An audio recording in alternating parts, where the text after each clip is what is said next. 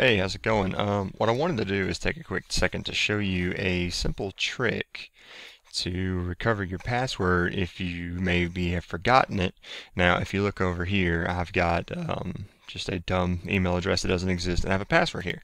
And most of you, when you go to a website like Facebook or anything you use commonly, you'll have that password here, and you can't copy it, you can't do anything like that to figure out the contents.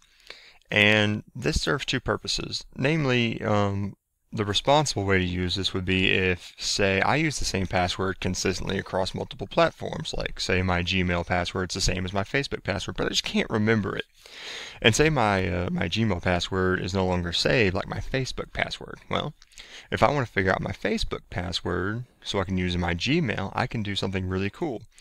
And so on this page, you right-click, and I'm in Firefox. And you can go to Inspect Element. And this is, if you've never seen this before, this is really cool. So I've got this page loading right now. My computer's a little bit slow. And what you see here in the screen right here under Inspect Element is actually the contents of the web page. Well, you see how as I move this, it highlights different frames up in the top here.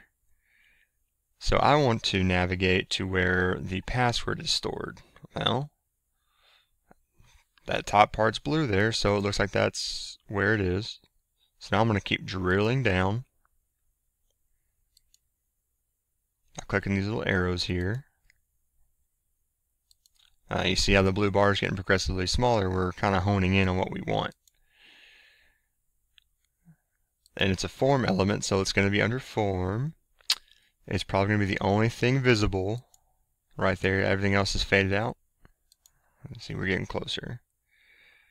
We want this middle one. There we go. Okay, now we have drilled all the way down to where it says input, password, and this will be different depending on what site you're using. We're just using Facebook here as an example, but the principle is the same. So you see where it says type password. Well, that's what is hiding your password from you up here. So if you double click on password there, it looks like you can change it. Backspace. And then if I just put text and hit enter, there's my password. You see? I can now copy that, put it on my Gmail, and use that. And if I had forgotten it, I can now write it down. Now, that's the responsible way to use this. Now, the irresponsible way to use this would be, this is a very easy way to get someone's password. So most people don't lock down their Facebook. They don't do anything like that. And what I mean by locking it down is you can open up someone's browser or go on their computer, open up Facebook, go straight to it, and their email will be saved right there. And then their password will be saved right there. Well, you might be thinking, well, can I just hit login? Yes, you could. But if you want to know their password, you can do this trick, get their password, save their email, and if they're like most other people, they use the same password for everything else. So that's something for you to keep in mind, that when you do this auto password thing where it saves it for you, yeah, it's convenient, but it opens you up to security holes. It opens you up to people being able to do what I just did, which literally took no real technical knowledge, took no skills. I didn't put a program on your computer. I didn't hack your computer.